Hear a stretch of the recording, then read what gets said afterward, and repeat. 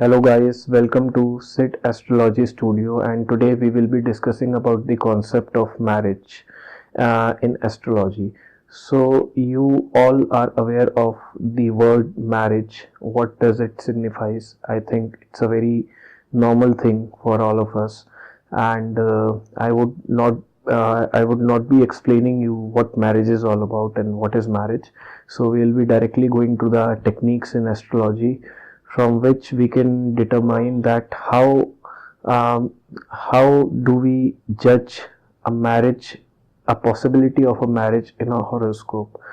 Now, uh, while judging a horoscope, I must tell you that D1 chart is a very important chart. It is the Lagan Kundli of a native, and side by side, you also have to consider the D9 chart as well, because D9 is also a very important chart. So the concepts, the techniques which we apply for looking up for marriage in the concept of marriage in astrology in D1 chart, the same concepts needs to be applied in D9 chart as well.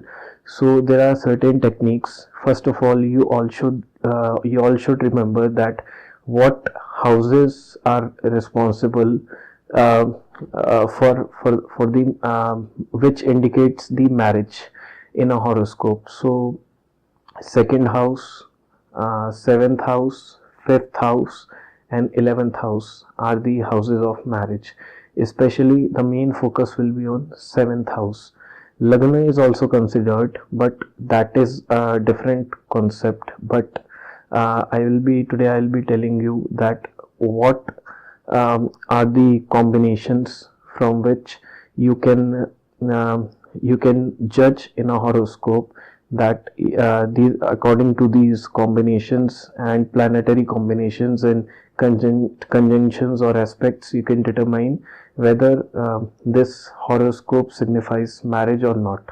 So for marriage, as I told you that we'll be looking these houses, and uh, in terms of planets, we consider Venus in the horoscope of a male, and we consider Jupiter in the horoscope of a female, because in the horoscope of a male, Venus signifies spouse, and in the uh, horoscope of a female, Jupiter signifies the husband. So uh, first of all, you should notice the position of the seventh lord in your D1 chart, where it is placed. If it is placed in a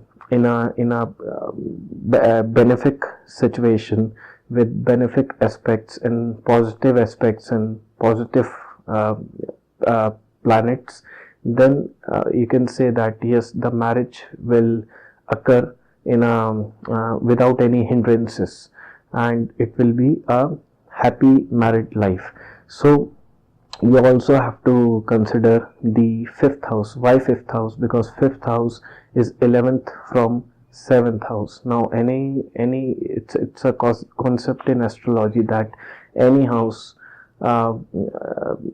placed 11th from the position of the first house from where we are counting, then that signifies gains. So fifth house is basically the gain of marriage.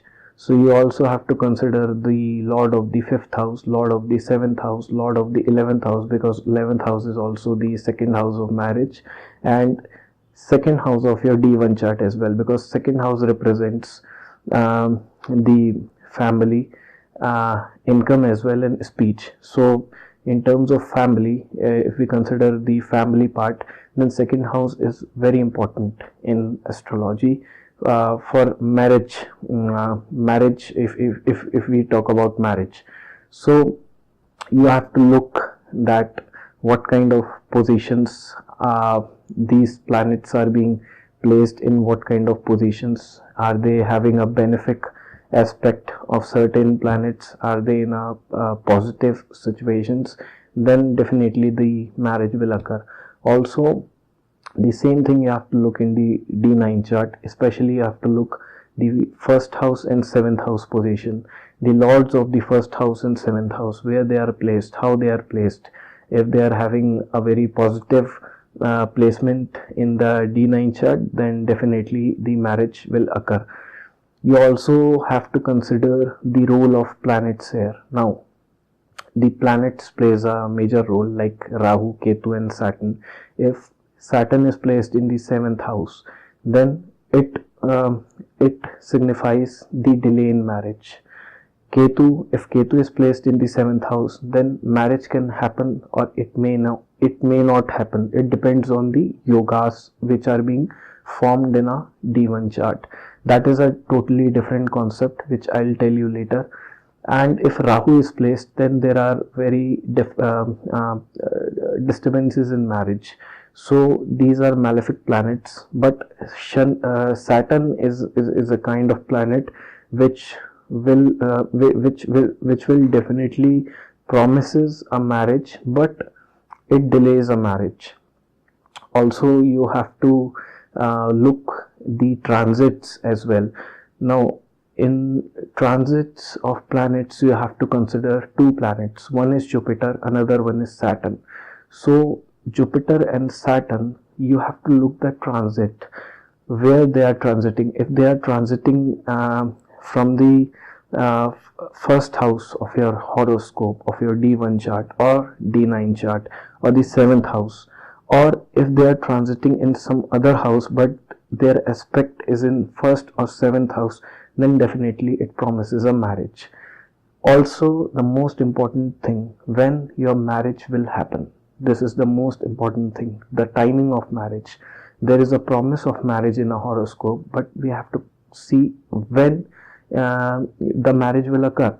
So for that, you have to look the Vimshotri Mahadasha time period. Vimshotri Mahadasha time period of the first house Lord, the seventh house Lord. It can be one of them, or Jupiter or Venus. So you have to look at the Mahadashas of these planets. Even the Antardasha and Pratyantardasha are also responsible for triggering a marriage. Also, if these situations you have to consider, other than Vimshotri Mahadasha, you also have to consider the Chardasha and the Yogini Dasha. That is a totally different part. So these are the combinations in a horoscope for a marriage. For a happy married life, you have to look the position of Venus in a male chart, and of course the Lord of the seventh house, how it is placed in your D1 chart and D9. D9 is also known as Navamsa chart. I'll be making a video on Navamsa chart as well. D9 chart. So that is a total different concept of D9 chart, and you have to. So there are, if we summarize the points, you have to see the transits which are happening in D1 or D9 chart, and in first house or seventh house. Their impact should be on first house or seventh house. Also, you also have to look the planets which are responsible, Venus and Jupiter, the houses in a horoscope, which are second house, fifth house, seventh house and 11th house. These are important houses of marriage in a horoscope. So you have to study all these houses, how they are being placed in your horoscope, their house lords, how the position of these house lords are. So the last thing which I wanted to tell you is that nakshatra plays a major role, because nakshatra is you can say it is the base of that house. So you also have to look at the nakshatra lord position of second house lord, seventh house, fifth house and 11th house. You have to see where the nakshatra lord is placed, and of course marriage will trigger during the dasha time period, and Shani delays the marriage. Ketu and Rahu, they are malefic in nature, So of course, one more thing, if Rahu is involved in a very positive way in your planetary combinations for marriage, then you may get a NRI spouse, or females can get a NRI husband in that. So these are the important points which you have to consider while judging a horoscope for marriage. Also, I have made some of my videos regarding Marrakesh and foreign traveling. You can watch my videos on YouTube, and I'll be making more videos on different topics of astrology. So stay tuned with my channel, subscribe my channel, and I hope you have enjoyed my videos. So thank you for watching my videos. Thank you.